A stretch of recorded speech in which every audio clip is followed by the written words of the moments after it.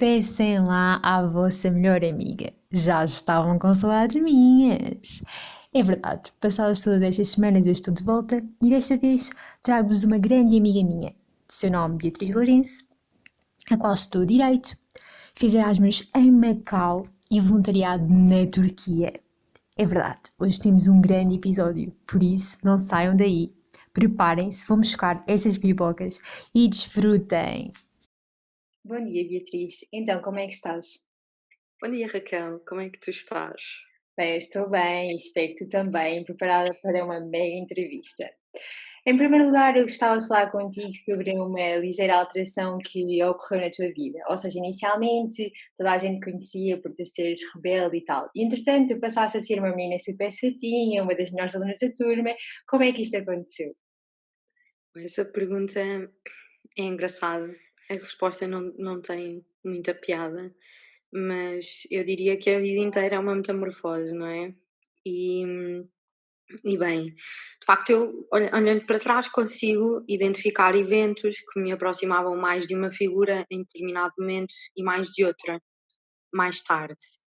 Agora, o que eu acho que pode ter alguma importância de salientar para alguém que esteja a ouvir é que o sucesso escolar, aprendi eu com isto, é um ato de vontade, é uma coisa que as pessoas querendo conseguem. É questão de estudar, de nos dedicarmos, de nos predispormos a atingir aquilo que nós queremos atingir.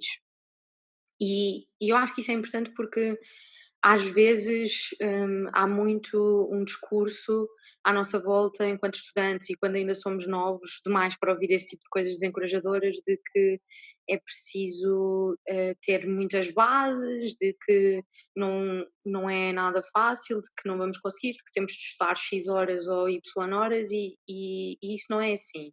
Uma pessoa quer, esforça-se e há de conseguir.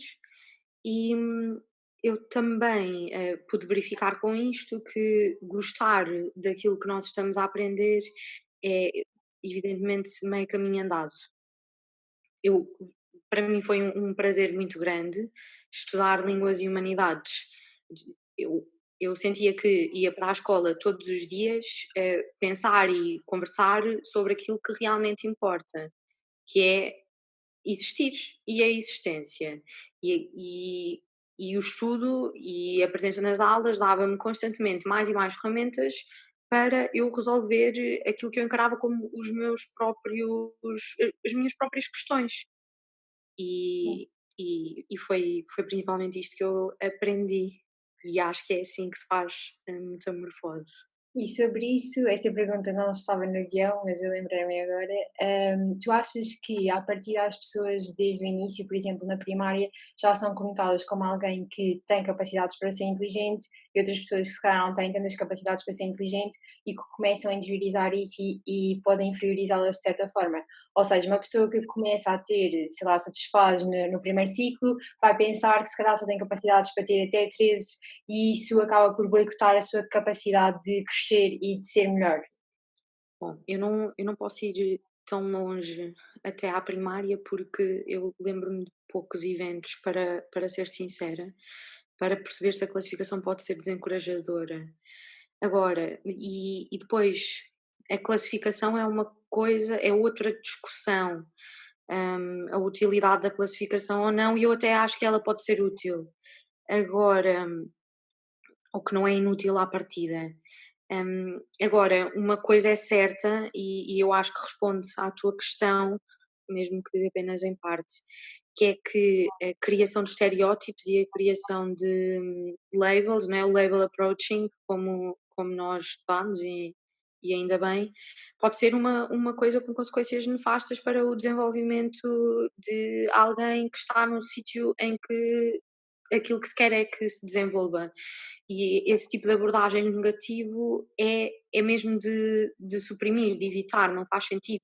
Eu consigo pensar no estigma do preguiçoso, no estigma em estigmas de comparações que se fazem entre determinados alunos numa sala de aula e que eu não considero que sejam uma ajuda. E é importante ter, claro que ser professor é uma profissão difícil e que sujeita as pessoas ao stress e tudo mais, mas é muito importante ter noção daquilo que se está a fazer. Agora, também tem de haver resiliência da parte dos alunos, porque vão ter de lidar com isso muitas vezes. Sim, nem sempre existe, mas é algo que nós podemos trabalhar. É por isso que eu te ia perguntar se tens algumas dicas de estudo, porque tu contaste a tua história e eu já conhecia mais ou menos a tua história e sei que basicamente a transição foi associada ao facto de ter experimentado estudar um pouco mais, ter tido uma grande nota e perceberes, afinal, isso é uma possibilidade. E então, claro que foi a tua forma de estudar que mudou e por isso as possibilidades também aumentaram. Como é que tu percebeste isso ou qual é que foi a tática que tu utilizaste para perceber isso? Que tu conheces mais ou menos a minha história, não é? Dizes tu. Tiveste um papel nela, não é? Hum, Olha, isso é verdade. Eu nunca tinha estudado na minha vida e depois eu decidi que queria ter boas notas e queria ter boa nota naquele teste. E eu fiz uma coisa tão simples quanto tirar notas, ter muita atenção nas aulas e depois ler o meu caderno. E acho que até eu passei a limpo, porque tu me recomendaste na altura. E quando vi que isso tinha tido um resultado, eu fiquei contente e senti-me muito encorajada e motivada a continuar a estudar, porque percebi que afinal não era uma coisa de outro mundo. Eu achava que estudar era uma coisa muito complicada. Tinha essa ideia baseada na minha observação. Enfim, mas eu acho que há uma dica de estudo que pode ser importante e que eu até só vim a aprender mais tarde, é que as pessoas se calhar devem estudar da maneira que pensam. Há pessoas e que não têm de se seguir um processo que seja penoso para nós, de maneira nenhuma, não deve sê-lo.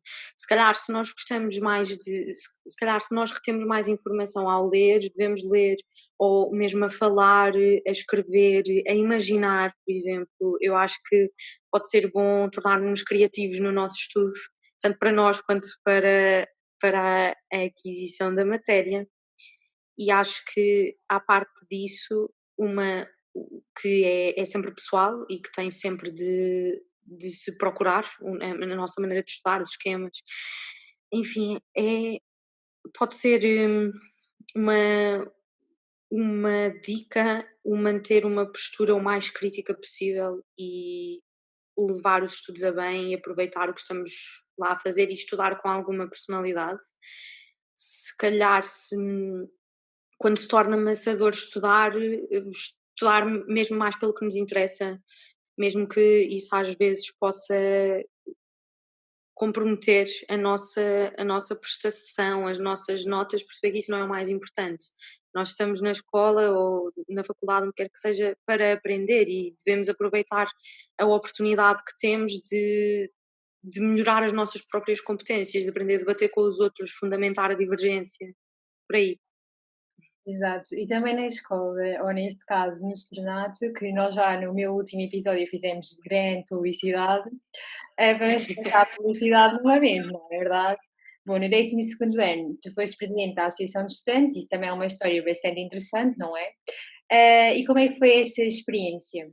Olha, como tu também sabes, porque tu também estavas comigo aí, foi uma experiência muito engraçada, e muito divertida e eu aprendi muitas coisas. Eu acho que é bastante interessante para um jovem em desenvolvimento, uma pessoa com 17, 18 anos, de repente ter a oportunidade de conviver e eu diria mesmo lidar com profissionais adultos, por exemplo, para organizar eventos e de perceber desde cedo que quando nós queremos que uma coisa aconteça, nós temos de nos mexer nesse sentido e vamos ter imensos obstáculos que não estavam previstos de maneira nenhuma, mas que são assim, é assim que as coisas depois se passam, fora do contexto escolar e fora da adolescência. Quando nós queremos uma coisa, nós temos de nos mexer e eu acho que é importante perceber isso e acho que o associativismo é muito bom para perceber esse tipo de coisas. Foi foi muito bom para mim. Sim, só para contextualizar, nós organizámos o primeiro bal de gala fora da escola, o que foi uma aventura. mas correu muito bem e todas as pessoas gostaram imenso. Portanto, nós ficámos no auge da nossa felicidade a pensar que íamos mudar o mundo, que efetivamente tínhamos capacidade para mudar o mundo, porque já tínhamos mudado o baile de gala. E de facto, acrescentou-nos imenso enquanto seres humanos, porque efetivamente parámos com esses obstáculos de que tu falas e que na escola estão sempre condicionados, porque os professores nos ajudam, ou resolvem o problema por nós, ou dão-nos uma sugestão melhor que nós à partida não tínhamos pensado. E ali estava tudo nas nossas mãos e as pessoas apareceram lá e aquilo tinha de estar pronto a tempo e horas, não é verdade? Bom, posteriormente, quando saíste do externato, foste para a Faculdade de Direito da Universidade de Lisboa. A minha questão agora é: Direito sempre foi o curso que estava na tua mente, era aquilo que pretendias, ou tu não tinhas bem certeza sobre isso? Direito não foi sempre o curso, de maneira nenhuma, nem é sempre o curso, mas às vezes é mesmo, e e essas vezes são boas. Hum, eu não para mim, o escolher o curso de Direito foi mais ou menos instintivo, não foi um grande, se bem me recordo, não foi um grande dilema, não foi uma coisa que eu tenha visto como um grande problema. Hum, Pareceu-me que era o curso adequado a algumas das minhas características e a algumas das minhas intenções.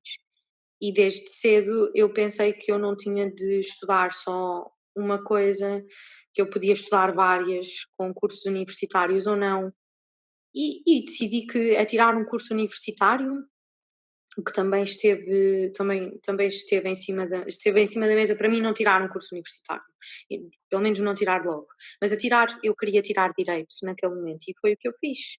Então, basicamente, o que eu gostava também de saber é se tu alguma vez te arrependeste de ter escolhido este curso, dado que, como sabemos, porque eu também estudei Direito na mesma faculdade, sabemos que é uma faculdade bastante exigente. Se não tivesse escolhido este curso, qual é que era o curso alternativo que terias escolhido? Ok. Bom, hum, se eu acho que nunca me arrependi seriamente de ter escolhido este curso e eu agora não estou arrependida, de maneira nenhuma. Eu agora acho que foi uma boa decisão, mas eu fraquejei bastantes vezes e tive vontade não séria, eu diria, de desistir, porque eu nunca a encarei seriamente. Mas as pessoas, mudam de curso ou saem do curso em questão, elas dirigem-se à secretaria e anulam uma matrícula. E eu nunca fiz nem pensei em fazer isso. Mas hesitei muitas vezes e pensei muitas vezes que se calhar não devia estar ali, que se calhar, e, e porque, e porque de facto às vezes tornava-se difícil o curso pelo qual eu teria enverdado teria sido certamente filosofia. Compreendo o sentimento, mas também acho que efetivamente, mais do que é perdoado, a Faculdade de Direito traz-nos efetivamente uma mentalidade diferente e uma preparação para o mundo que talvez nenhuma outra faculdade nos possa oferecer. Ou seja, há uma cultura de grande exigência, mas em contrapartida nós saímos de lá preparados para lidar com praticamente tudo, e com um conhecimento muito abrangente sobre as mais variadas áreas do saber. Portanto, eu acho que apesar de muitas vezes nós pensarmos: "Ok, não vou aguentar mais isto", no final do dia compensa e é esta a ideia que deve ficar para todas as pessoas que neste momento estão na universidade e quase a começar a época de exames e pensam em desistir, devem pensar que vai valer a pena para o vosso futuro os conhecimentos que estão a adquirir. Concordas, não é? Eu acho que sim, que é importante nós lembrarmos do nosso objetivo ali nos estudos enquanto estamos a fazê-lo, por muito difícil que isso às vezes seja, porque somos absorvidos pelo sítio onde estamos, se não tivermos cuidado. Sim, e não é só na nossa faculdade que isto acontece. A Claro. realidade é que eu tenho vindo a perceber que a faculdade ou a universidade, como lhe queiram chamar, é um fator de muita pressão para as pessoas que ainda são super jovens e deviam estar também a aproveitar a vida e na realidade não conseguem porque sentem-se sufocadas, que acaba por resultar muitas vezes em problemas de saúde mental graves. Por isso, não é que eu esteja a dizer que a faculdade é um bicho-papão, mas sim que poderia ser revista a forma como é exposta aos alunos, porque de facto acaba por trazer-lhes bastantes problemas que seriam escusados, porque o objetivo principal é aprender e preparar as pessoas para o mundo do trabalho, supostamente, o que muitas vezes não acontece, ou seja, não prepara para o mundo do trabalho e ainda traz bastantes problemas. Por isso, seria bom que houvesse uma maior sensibilidade para essas questões. Eu eu compreendo aquilo que tu estás a dizer, acho que tenho a certeza de que isto é uma questão transversal, não é uma questão do lado de direita, é o caso que eu conheço mais de perto, por isso falo nele. Mas vi outros com a minha família, com amigos.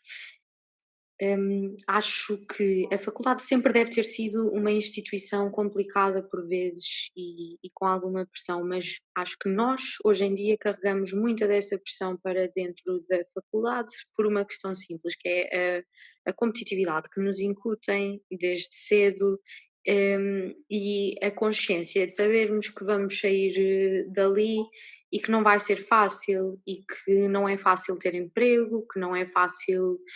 Há muita gente na faculdade agora, se calhar há uns tempos atrás não havia tanta, isso faz a diferença no ensino e na aprendizagem, naturalmente, e depois o estado do mercado de trabalho dificulta o aproveitamento da vida para qualquer pessoa, embora seja muito importante continuar a aproveitar a vida e continuar sempre, e isso seja muito importante para a saúde mental também. Sim, exatamente, eu concordo com aquilo que estava a dizer. Entretanto, seria também interessante falarmos sobre o teu Erasmus e a tua escolha de Erasmus.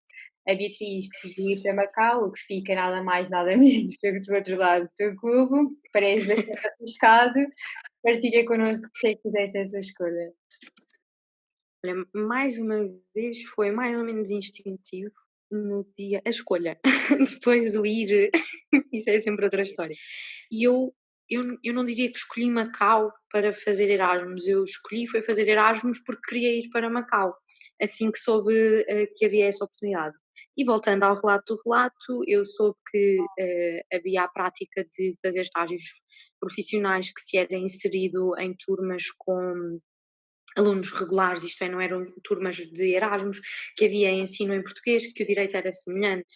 E claro, era a ideia de ir ali para o outro lado era muito apelativa para mim, muito mesmo, eu queria muito descobrir como é que seria viver noutro continente e pareceu-me uma belíssima oportunidade e foi aquilo que se revelou ser. Então, e tendo em conta que fica de facto no outro lado do globo, quais é que foram as diferenças maiores que tu encontraste? Para começar, o clima é completamente diferente. Macau tem muita umidade. Eu no início sentia que estava num filme constantemente e depois esquecia-me de como é que era, de como é que era o clima, o dia, o sabor na pele da existência, porque entrava num sítio qualquer e depois saía e lembrava-me outra vez e pensava, ok, eu estou aqui. Mas houve muitas diferenças culturais, não tanto que eu sentisse relativamente a Macau, que porque é difícil, Macau tem muitos portugueses e Macau tem muitas culturas, mas senti algumas vezes choque relativamente à China, que é já ali ao lado e havia muitos colegas na faculdade que eram chineses, e eu conversava com eles e posso-te contar uma história que eu acho que pode ilustrar aqui um bocadinho isto. Uma rapariga, colega minha, que falava comigo no refeitório, eu fiquei na faculdade, como é que se chama? Residências. Exatamente, nas residências da faculdade e havia lá colegas de, olha, de todos os sítios. E uma rapariga com quem eu falava muitas vezes e que era chinesa, tinha muita curiosidade, algumas pessoas tinham muita curiosidade em falar com europeus e isso existe, e tirar fotografias e tudo mais. Bom, ela estava-me a contar sobre os estudos, sobre a tese, e às tantas percebemos que ela vai fazer uma tese na área da responsabilidade de proteger, na qual eu já fiz um trabalho em Direito da União Europeia e que acho muito interessante, e ela estava assim à procura de referências, não sabia bem por onde havia de começar, e disse, olha, já fiz um trabalho sobre isso, eu vou-te mandar um e-mail com uma série de documentos e notícias. E ela respondeu-me, as notícias são, mas obrigada, não sei quê, mas as notícias são de onde? Eu, olha, são de vários sítios, hum, e são análise de vários casos. E ela disse, pois, é que então eu não posso incluí-las na minha pesquisa, porque eu não posso incluir notícias internacionais. Eu, desculpa. Não, eu só posso falar sobre publicações da China. E a rapariga estava a estudar relações internacionais. Isso fica um bocado difícil. E este é um exemplo, há muitos outros, e há muitos outros, coisas simples como a comida, como aquilo que se considera atraente, a ideia do branco, da atração do branco e da pureza na China ainda é algo que persiste, se calhar a maneira como as pessoas encaram a própria individualidade, que é muito diferente da maneira como nós encaramos aqui e a maneira como se abrem aos outros ou não. E fiquei muito surpreendida com alguns relatos de coisas que eu não fazia ideia que existiam, porque lá está, naquela altura também, e parece que foi há, há muitos anos atrás, não foi assim há tantos, não havia muitas notícias da China. Eu procurei e não se sabia o que é que se passava, e de repente eu comecei mais ou menos a descobrir, o que foi um processo muito interessante. Bom, e tu disseste-nos também que o que te atraiu em Macau foi o facto de poderes estagiar em alguma empresa e foi isso que tu fizeste. Como é que foi estagiar numa empresa do outro lado do planeta? Eles falavam português, utilizavam um direito parecido, como é que era? Olha, a empresa em que eu estagiei, a Sociedade de Advogados, tinha 5 sócios, que eram portugueses, embora houvesse trabalhadores, advogados e administrativos chineses, portugueses e filipinos também. Eu penso que eram estas as nacionalidades cobertas. Eu falava em português com algumas pessoas, em inglês com outras, e fazia muito trabalho, tanto em português quanto em inglês. E foi uma grande experiência. Eram profissionais de excelência e isso teve muito impacto. E achei muito engraçado trabalhar com pessoas de culturas diferentes e aquela coisa de as pessoas estarem a falar uma língua, entrar alguém, mudarem a língua em que estão a falar, entrar alguém e ainda mudarem. E essa flexibilidade que se adquire ao trabalhar com muitas línguas foi uma descoberta muito interessante e preciosa para mim. E é uma coisa que agora é importante para mim no trabalho. Para além disso, eu também eu percebi ao estagiar aí que eu afinal queria ser advogada. Eu pensava que nunca na vida quereria ser advogada, trabalhar com direito e aí acabei por me apaixonar por algumas das características do trabalho jurídico, como sejam a autonomia e a liberdade, que eu não esperava de todo encontrar. Então conseguimos perceber que, apesar de ter sido um desafio, esta experiência em Macau te trouxe imensas mais-valias e que as pessoas devem arriscar em ir de Erasmus e em estagiar. E em relação ao estágio, eu subscrevo totalmente, porque só assim conseguem perceber se vale ou não a pena continuar por esse caminho. Nem todos os cursos incluem estágios, nós podemos procurá-los autonomamente. Por exemplo, um estágio de verão nas férias é fácil de encontrar e ganhamos uma melhor percepção se está a valer a pena o tempo que estamos a investir naquele curso. Também agradeço muito as experiências que partilhaste connosco em relação às diferenças culturais, porque as pessoas aqui na Europa gostam sempre de ter acesso a um mexerico, não é? E é uma boa história, portanto, certamente ficaram muito satisfeitas com a tua partilha. Bom, é chegado o momento de falarmos sobre o teu voluntariado na Turquia e só pelo nome Turquia as pessoas já podem perceber que é algo bastante arriscado. Foi preciso coragem para ingressar neste projeto ou mais uma vez foi um pouco instintivo, como tu costumas dizer, que ensinamento é que retiraste? É preciso coragem para quase tudo nesta vida, e é. E foi preciso coragem para isto, especialmente tendo em conta que a minha seleção foi muito. Portanto, o período que eu tive desde a seleção até ao embarque foi de 10 dias. Eu soube que tinha sido selecionada e não esperava, era uma altura em que eu tinha terminado o tempo, estava a fazer muitas candidaturas e depois percebi que tinha sido selecionada ali e tinha 10 dias para ver se ou não ia. E durante esses 10 dias houve os bombardeamentos em Kiziltep, que é muito perto de Gaziantep, o sítio onde eu me voluntariei, e isso foi uma coisa que me fez pensar muito. Eu acho que na altura falei contigo, falei com algumas pessoas, até com o taxista, eu falei, e eu analisei as respostas dos outros que eu considerei uma grande ajuda. Eu falei com voluntários que estavam lá, houve uma voluntária muito simpática, a anterior voluntária portuguesa, Eu fui pelo Serviço de Voluntariados e Fronteiras, a propósito, que é um programa muito interessante e que merece verificação, e eles estão a recrutar pessoas ainda agora, durante este período da pandemia. Basta procurar SVE, Serviço de Voluntariado Europeu, ou Pro-Atlântico, enfim, aparece uma grelha com imensos países, períodos de tempo, e uma pessoa candidata-se facilmente, não tem custos. Os custos dos voos são reembolsados. Mas voltando à tua questão, e acho que compreendo este desvio, essa tal rapariga ajudou-me a contactar com eles deram-me uma ideia de bastante segurança, eu analisei a situação, percebi que de facto havia um corredor militarizado na Turquia, e que, embora fosse a 1 hora de carro da Síria, Gaziantep estava salvaguardado, ou assim eu o entendi. É engraçado que eu depois acabei por ir a Kiziltep visitar quando lá estive, e isso ilustra um dos grandes ensinamentos que eu retirei dali, que é que a guerra de facto existe.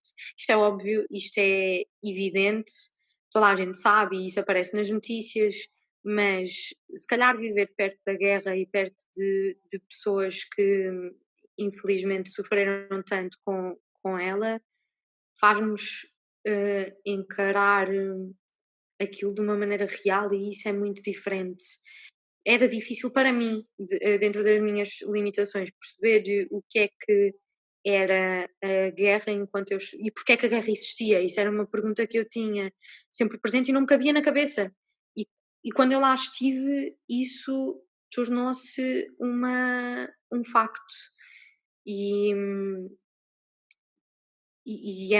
é difícil perceber muitas coisas à distância. E esse foi um dos grandes ensinamentos, mas houve outros, uns mais leves, se calhar, outros mais pesados, e coisas do dia a dia, como contornar obstáculos, partilhar tudo com toda a gente mesmo, com pessoas que nós achamos que não merecem, e isto às vezes acontece. Não é? Mas partilhar de bom grado e com alegria, e contornar obstáculos, sei lá, eu fiz bacalhau à Brás, sem bacalhau e sem batata palha, e aprendi a bater clara de ovos com uma, com uma espumadeira do cappuccino. Isso deve ter sido uma diversão. Mas coisas muito mais importantes. Ensinar inglês a pessoas com as quais eu não partilhava uma linguagem mãe, de maneira nenhuma. E que, olha, uma coisa que eu também aprendi foi a proximidade das línguas europeias. E, mais uma vez, isto é óbvio, mas para um turco é muito mais difícil aprender inglês do que para nós. Nós partilhamos a raiz latina, às tantas, lá no voluntariado, que era com pessoas fantásticas, voluntários. Nós éramos cerca de 15 e estávamos todos a viver juntos, e eles eram todos pessoas incríveis e inspiradoras. Bom, eu falava em português, alguém falava em romeno, alguém falava em italiano, e era tudo perfeitamente compreensível. A comparar com o turco, eu acho que o turco eu tentei aprender turco com uma pessoa que não falava, que não partilhava nenhuma linguagem mãe comigo também, nem inglês, nem coisa nenhuma, e é uma língua muito diferente. Bom, mas aprendizagens mais sérias, para além, foi um período de facto muito rico e que me traz muitas memórias, não sem emoção, mas uma aprendizagem muito séria foi, e que eu notei quando cá cheguei, que estava diferente e que permanecia comigo e que ainda hoje me intriga, é a diferente análise que eu faço daquilo que é a liberdade de expressão, o valor que eu lhe dou, mas também a exigência com que eu a vejo, a possibilidade que nós temos de intervenção política, e o quanto nós tenta eu percebi que a linguagem serve mais para comunicar, exprimir também existe, mas mais para comunicar do que para outra coisa qualquer, e que nós muitas vezes desbaratizamos o poder da comunicação ao dar à língua, e eu caio, como é evidente, até agora, eu caio muito nisso por vezes, e esta minha experiência fez muito refletir nisso, para além de tudo o que eu aprendi, que é incontável e difícil de transmitir. Sim, pela tua dificuldade em sumarizar a tua experiência, já deu para perceber que efetivamente foi muito rica. E em relação ao voluntariado como um termo geral, eu diria que é exatamente aquilo que tu descreveste, um conjunto de ensinamentos muito vasto e que nos pode enriquecer muito enquanto pessoas, porque nós partilhamos efetivamente experiências com pessoas que estão ali porque também têm o objetivo de dar mais aos outros e de aprender mais, ou seja, a predisposição com que as pessoas já vão para lá é que faz com que essa experiência seja tão rica. Também achei relevante o facto de teres falado sobre o contacto com a guerra, porque de facto nós damos isso em história e achamos que temos toda a noção do que é que efetivamente está a acontecer, mas se sentíssemos isso na pele, acho que já iria mudar completamente a nossa perspectiva sobre isso. E em relação à tua percepção de que efetivamente a liberdade de expressão é muito mais importante, ou tem muito mais importância do que aquela que nós lhe damos, porque já é um dado adquirido, também achei bastante relevante, porque pronto, nós nem ligamos nenhuma ao 25 de Abril, agradecemos o facto de ser feriado e tal, mas nem sempre damos o destaque que merece, e se calhar devíamos refletir um pouco mais sobre esse assunto. Sim, sim. E usar a liberdade de expressão com consciência daquilo que é e ter uma opinião encarar isso com a responsabilidade que merece. E de facto a guerra, tu perguntaste-me se eu precisei de coragem para ir lá. As pessoas precisam de coragem para lá estar todos os dias e têm-na, e é incrível, e se calhar isto é o que vale a pena de facto sumarizar. É incrível o quanto muitas pessoas que passaram por adversidades muito sérias continuam a estar ali todos os dias para viver e para fazer a vida com as limitações, que têm. Muitas vezes têm a família noutros sítios, não podem exercer as suas profissões porque os seus diplomas não são reconhecidos, têm mais dificuldade em entrar na faculdade, têm uma limitação de circulação que nós não temos, porque são pessoas que têm estatuto de refugiados, não podem, se lhes apetecer, ir fazer Erasmus para aqui ou para ali, ou ir fazer voluntariado para aqui ou para ali, têm de estar no sítio onde estão, e demora, e o processo de legalização delas demora e hum, tem bastantes dificuldades, bastantes obstáculos em si. E aquelas pessoas continuam ali todos os dias prontas para viver e para partilhar tudo com todos. É, é, é incrível, é incrível. Sim, eu acho que às vezes a dificuldade faz-nos ser mais humildes e mais unidos. Por exemplo, quando as famílias têm mais dificuldades económicas, normalmente são mais unidas porque têm de trabalhar no mesmo sentido para conseguir alcançar os objetivos, e quando são menos, ou seja, quando são mais abastadas, muitas vezes cada um por si, mais individualidade, porque não precisam trabalhar em conjunto para alcançar os objetivos. E quanto à liberdade de expressão, diria que também surge muito a propósito do facto de as pessoas cada vez mais irem para as redes sociais criticar os outros, utilizar o seu direito de falar, simplesmente para atacar os outros em vez de para construir algo benéfico e que vá levar a humanidade a algum sítio mais positivo. Bom, ainda neste seguimento do voluntariado na Turquia, que já foi depois de teres terminado o curso e de teres feito o Erasmus, vamos agora falar sobre o facto de teres terminado o curso e como é que foi chegar ao mercado de trabalho, ou seja, primeiramente, qual é que foi a sensação que tu tiveste quando finalmente acabaste o curso? Porque as pessoas têm a ideia de que é uma sensação libertadora e não tenho bem a certeza se é bem assim. É, para mim foi.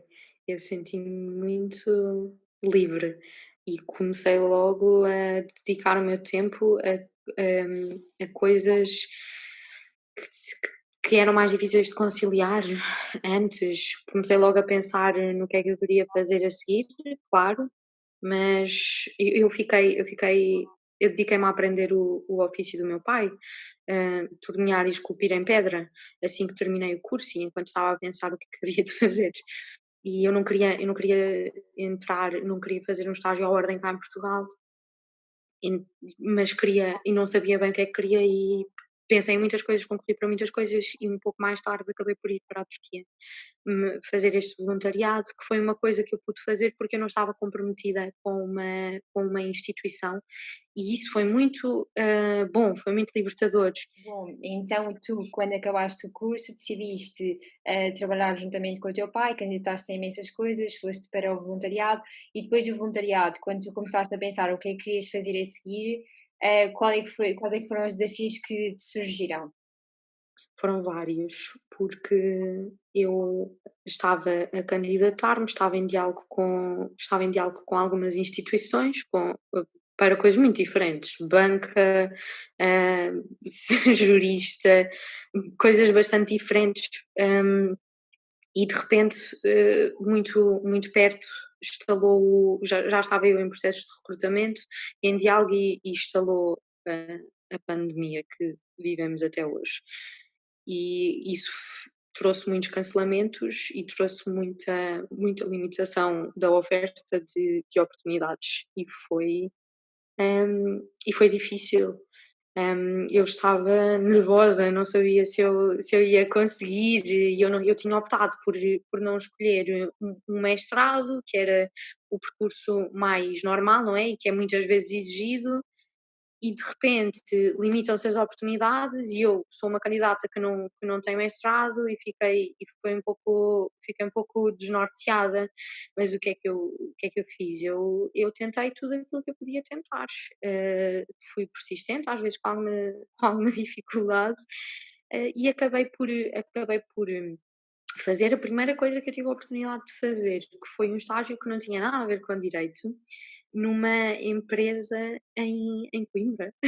E, e depois disso, foi um estágio muito interessante, principalmente pelas pessoas com quem eu tive a oportunidade de estagiar. Nós éramos mais de cerca de 20 estagiários e éramos todos de áreas diferentes. E estávamos a trabalhar em e-commerce. Eu também fiz algumas coisas de direito que havia para fazer na empresa, mas este era o core, era o foco daquilo que estávamos ali a fazer. Estávamos a trabalhar com a Sonai, a lançar o- os livros, a venda de manuais escolares online do continente. E bem, isto foi desafiante, foi completamente diferente daquilo que. Não houve preparação para isto, nem dava para haver, mas eu aprendi muitas coisas, principalmente não só com a dificuldade que havia em trabalhar com as empresas e em perceber que as empresas têm problemas, mas felizmente isso é um grande espaço para desenvolveres e para aprenderes. Bom, então tu optaste por aproveitar essa oportunidade que te surgiu, apesar de ser numa área completamente diferente à partida, ou numa primeira abordagem daquilo que tu estavas à espera de encontrar, e isto é resultado de teres encontrado um mercado de trabalho ainda mais saturado do que aquilo que tu imaginavas, ou seja, nós na faculdade, como tu já disseste antes, temos a percepção de que efetivamente vamos encontrar um mercado de trabalho bastante competitivo, mas para além de competitivo, quais é que foram as outras dificuldades que tu verificaste? Procurar emprego é um emprego em si também. Nós temos de aprender a dominar a nossa. Antes da entrevista, nós temos de aprender a conseguir uma entrevista e a chamar a atenção do recrutador, a tornar o nosso percurso coerente e uma mais-valia. E isso é uma aprendizagem. Depois, nas entrevistas, muitas vezes fazem-nos perguntas para nos sentirmos desconfortáveis, provavelmente com esse mesmo propósito, mas tudo se aprende e aqui aprende-se certamente, é uma questão de sobrevivência. O mercado estava saturado, de facto, e pronto, e por isso é que é tão importante tentar e ser persistente. No meu caso, quando eu estava a fazer este estágio, eu acabei por receber respostas a candidaturas que eu tinha feito antes da pandemia e nunca tiveram resposta porque houve a primeira vaga da pandemia e quando viemos à tona, antes da segunda vaga, eu tive algumas respostas e aproveitei-as e agarrei as oportunidades e estou a trabalhar num sítio cuja entrevista foi feita exatamente nesse período. Eu estava em Coimbra e fui para Oeiras. E predispor-nos a ir a entrevistas, isso é importante, a sítios diferentes. Eu acho que isso foi uma mais-valia para mim. Eu achei relevante, fazer estas questões precisamente porque as pessoas nem sempre veem o outro lado da questão, ou seja, têm sempre uma visão romantizada do que é que vai ser sair da faculdade e ter um emprego de sonho e tudo mais, A realidade é que nem sempre isso acontece. Muitas vezes nós vamos ter de encarar os desafios e quem tem uma maior capacidade de adaptação vai certamente safar melhor. E nesta altura em que estamos na pandemia e imensas pessoas estão a lidar com os mesmos problemas, porque existem pessoas que já têm emprego, que estão a ser desempregadas, e pessoas que procuram um emprego ou que estão na faculdade vão se deparar com um cenário bastante dramático, mas ainda assim acho que não devem baixar os braços e devem lutar, porque quem efetivamente é bom certamente vai ter um lugar para si e vai brilhar. Esta é a minha crença. Vamos agora a um momento cultural, porque eu gosto sempre de deixar algo para que as pessoas não só fiquem com a história da pessoa que nós convidamos, mas também possam crescer um pouco enquanto seres humanos com a sua partilha. E portanto, Beatriz, qual é aquele livro, filme ou série que tens para partilhar connosco? Se calhar essa pergunta é mais difícil que tu me fizeste, porque é difícil recomendar um e eu não vou conseguir. E é difícil recomendar coisas a pessoas que nós não conhecemos, que não sabemos quem são. Se calhar se eu te pudesse recomendar a ti, era mais fácil para mim. E, e eu recomendo, não especificamente a ti, mas a qualquer colega jurista que possa porventura estar a ouvir, A Ressurreição, do Tolstói, que é um livro que tem reflexões, na minha perspectiva, valiosíssimas sobre aquilo que é o sistema jurídico e aquilo que é o sistema judicial e aquilo que é o homem no meio disso.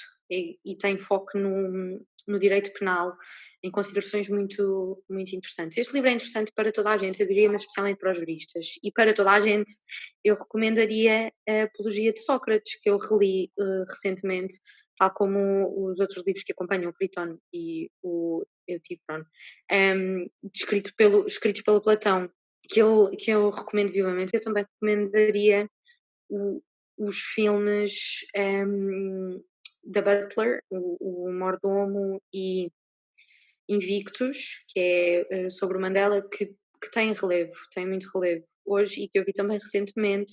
Também recomendava alguns filmes que eu dos quais que eu não posso deixar de destacar, já que tu perguntas, que eu vi recentemente, que são o Prometheus, que obriga a ver a saga do Alien e que eu não conhecia e que eu acho que é mesmo incrível. E, e um filme para quem tem um estômago forte, que é o Perfect Blue, do Satoshi Kon. Estou certa que as pessoas já têm recomendações para os próximos 5 anos. Estou a brincar. Obrigada, Beatriz. E também gostaria de dizer que para as pessoas que estejam a pensar o quê? Ler livros de gregos do século passado não, da Antiguidade Clássica. Não, meus amigos, os gregos já sabiam tudo, nós só desenvolvemos. E pronto, muito obrigada, Beatriz. Gostei muito mesmo. Acho que as pessoas vão ficar mesmo a ganhar com a tua intervenção e a tua história.